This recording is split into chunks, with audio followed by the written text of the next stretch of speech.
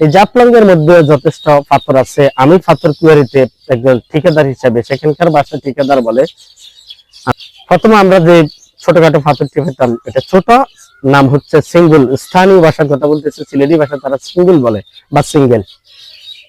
সিঙ্গুলের সাইজটা হবে সর্বোচ্চ 1 ইঞ্চি বা 3/4 বা তার চেয়ে ছোট। সিঙ্গুলের পরে যে পাথরটা আমরা পেতাম সেটা হলো গ্রেভেল। গ্রেভেলের সাইজটা হবে আপনার 2 ইঞ্চি, 2.5 ইঞ্চি, 3 ইঞ্চি। এরপরে আমরা পেতাম বোল্ডার। বোল্ডারটার সাইজ 2-3 কেজি থেকে 5 কেজি, এটাকে সেমি বোল্ডার বা ছোট বোল্ডার বলা হয়। এরপরে পাইতাম আমরা বড় বোল্ডার, সেগুলো 5 কেজি, 10 কেজি, 1 মন, 30 কেজি, 50 কেজি এরকম পর্যন্ত হতো। আসসালামু আলাইকুম ওয়া রাহমাতুল্লাহি ওয়া বারাকাতুহু। সম্মানিত ভিউয়ার্স, প্রিয় বন্ধুরা, বাংলাদেশের সাম্প্রতিক ঘটনা প্রবাহের মধ্যে একটি উল্লেখযোগ্য ঘটনা হচ্ছে আমাদের সিলেটের ঐতিহ্যবাহী, আমাদের প্রকৃতির নিদর্শন বালাগঞ্জের সাদা পাথর কেলেঙ্কারি। এই সাদা পাথরগুলো প্রকৃতির নিদর্শন হিসেবে বিবেচিত। আমি এই প্রসঙ্গে আমার একটু স্মৃতিচারণ করতে চাই। 1996 থেকে 97 সাল পর্যন্ত আমি সিলেটের জাফলং গেছিলাম। বাংলাদেশের পূর্ব উত্তর কোণে অবস্থিত বাংলাদেশের সিলেট জেলা, সেই জেলার গোয়াইনঘাট থানার পূর্ব জাফলং ইউনিয়নের জাফলং নামক স্থানে বা 0 পয়েন্ট, আপনারা প্রকৃতির রূপকন্যা নামেও এই জায়গার বিস্তীর্ণ পরিচিতি আছে। ওই জাফলং 0 পয়েন্টে আমি 1996 সাল থেকে 1997 সাল পর্যন্ত আমি সেখানে কর্মরত ছিলাম। যারা সেখানকার মানুষ আছেন বা পাথরের শ্রমিকের জীবন যাপন করেছেন বা পাথর সংশ্লিষ্ট যারা আছেন সকলে পরিচিত বা জানেন। এই জাফলং এ প্রাকৃতিক পাথর উৎপাদন হয় সম্পূর্ণরূপে প্রাকৃতিক ভাবে। এখানে কথিত আছে, কেউ বলে পাথর ওখানে জন্ম নেয়, আর কেউ বলে ভারতের মেঘালয় রাজ্য থেকে উজান থেকে ভেসে আসা স্রোতের পানির সাথে এখানে পাথরগুলো এখানে ভেসে আসে। কিন্তু আমি ওই এলাকায় দীর্ঘদিন থাকার ফলে যেটুকু বুঝলাম বা আমার বিবেচনা বা ব্রেন যেটুকু আমাকে সাপোর্ট করে, সেখান থেকে আমি বুঝতে পারছি যে ভারতের মেঘালয় রাজ্য থেকে উজানের পানির সাথে পাথর আসে না। পাথরের জন্য ওই জায়গাটাকে আল্লাহ পাক নির্ধারণ করেছে, ওখানে পাথর জন্মায়। তার কারণ হচ্ছে আমি জাফলং 0 পয়েন্ট থেকে আমি জাফলং বাজার হয়ে পিয়ান নদী পার হয়ে আমি রাধানগর বাজারে আসি। আমার চাচাতো বোনের বাড়িতে থাকতাম।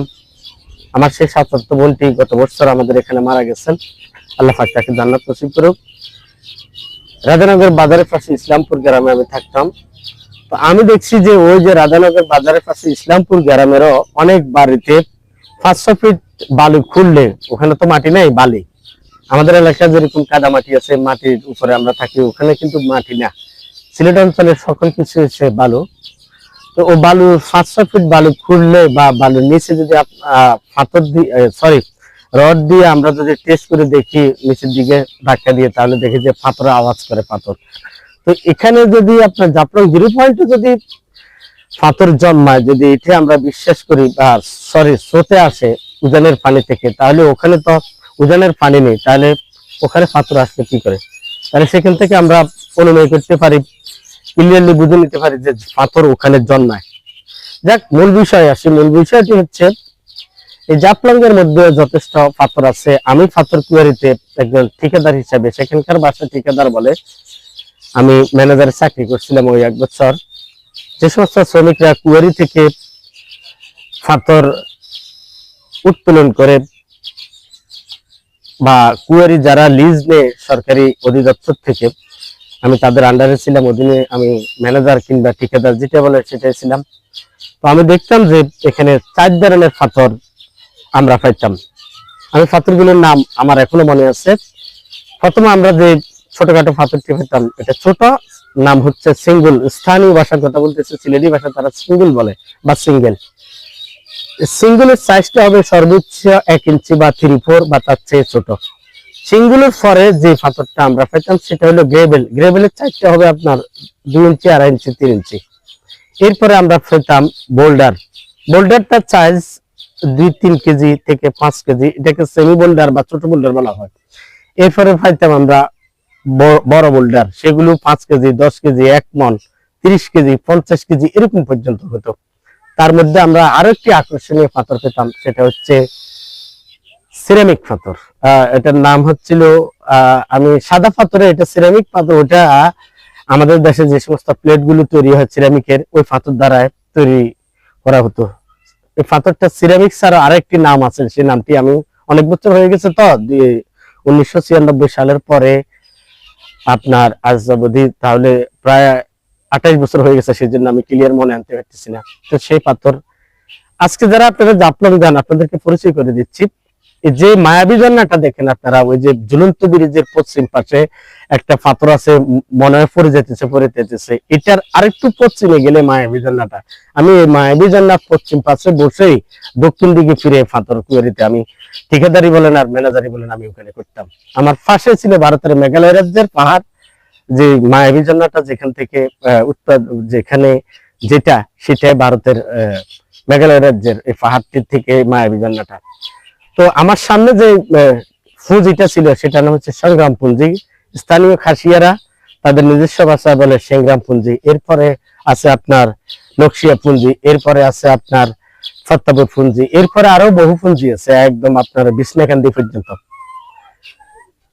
তো আসলে প্রাকৃতিক সম্পদ আমাদের নৈসর্গিক এক নিয়ামত আল্লাহ পাকের পক্ষ থেকে, এগুলাকে আমরা রক্ষণাবেক্ষণ করা একজন নাগরিক হিসেবে, মানুষ হিসেবে দায়িত্ব। কিন্তু আমরা সেটা না করে কি করি, এগুলাকে চুরি করি, চিন্তাই করি, এগুলাকে নিজস্ব সম্পদের মতো ছোট মন মানসিকতার পরিচয় দিয়ে আমরা এগুলাকে, রাষ্ট্রীয় সম্পদ গুলোকে, আমরা প্রাকৃতিক সৌন্দর্যের যে বস্তুগুলো সেগুলোকে আমরা চুরি করার চেষ্টা করি বা এগুলাকে চিন্তা করার চেষ্টা করি। এর চাইতে ছোট মন মানসিকতার চরিত্র আর কি হতে পারে?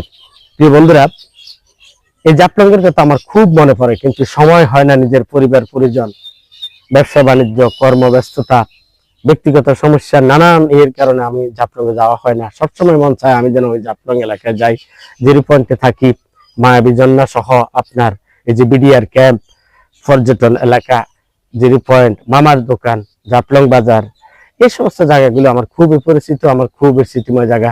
আজকে একটু আপনাদের সাথে শেয়ার করলাম।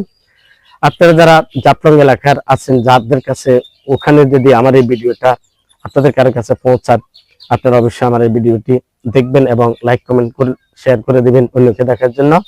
আমি বিস্তারিত আরেক সময় জাফলং সম্পর্কে অনেক কিছু বর্ণনা করার চেষ্টা করব।